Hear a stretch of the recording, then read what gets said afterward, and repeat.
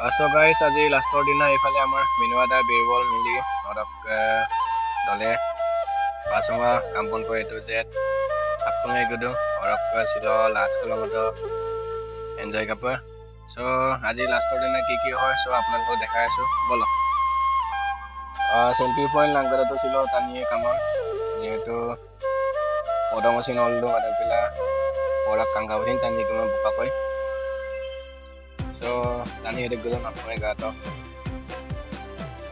Aro ifale pasama vlog banai ase bibor lagot.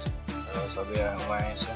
Sobe dia pusoto mari meli aro jam aro program sabole.